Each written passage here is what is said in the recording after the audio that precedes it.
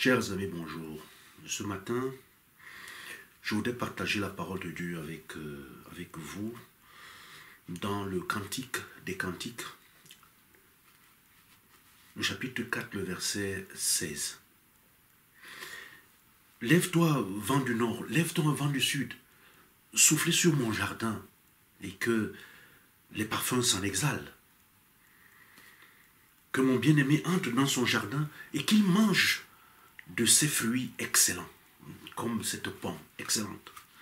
C'est un geste qui vient à la fin, n'est-ce pas, d'un processus, d'une préparation. C'est un geste victorieux que de manger une pomme. Or, pour être vainqueur, pour jouir du bonheur dans la maison de Dieu, pour jouir des choses excellentes dans la vie, le chrétien doit recevoir une préparation, une belle préparation. Et cette préparation, je vais en donner des éléments progressivement à partir de la vie d'un personnage de la Bible appelé Joseph. Parce que Joseph, il a été gouverneur, n'est-ce pas, de l'Égypte tout entière. Mais avant de le devenir, Dieu lui a fait traverser un chemin si difficile, long, pour, n'est-ce pas, le préparer à être vainqueur. On ne devient pas vainqueur comme ça au hasard. Il faut être préparé. Et il a préparé à être un gardien de sa parole. Et ceci jusqu'à la fin de sa vie. Et donc, les grandes choses que Joseph a faites n'ont pas seulement à voir avec l'Égypte, mais ça concerne également, n'est-ce pas, Israël et même l'Église de Dieu. Sans le règne de Joseph, non seulement les Égyptiens auraient pu mourir de faim. Voyez-vous, lui, il a été gouverneur d'Égypte sans être égyptien. C'est quand même quelque chose d'incroyable.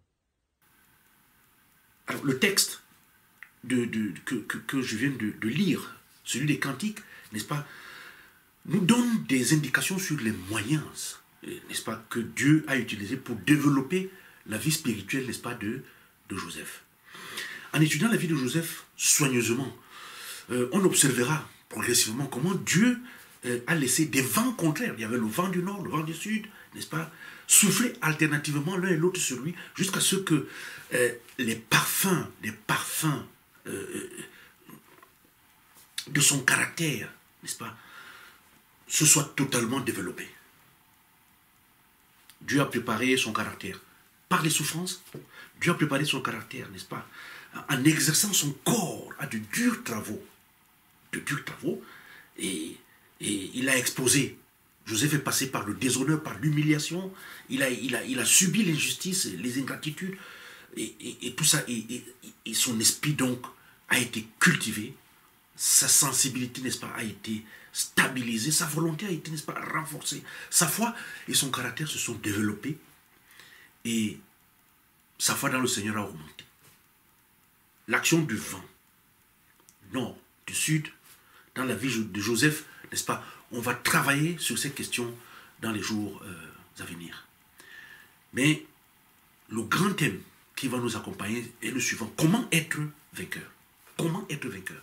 Alors, pour aujourd'hui, le thème, c'est que c'est Dieu qui te prépare à être vainqueur.